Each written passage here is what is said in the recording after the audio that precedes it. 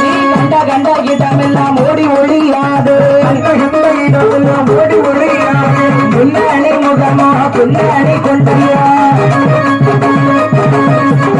ஓட்டிய வாழோ கேடைய முடனே, ஓட்டிய வாழோ கேடைய உடனே. வருவாய் வருவாய் செல்வம் பெறுக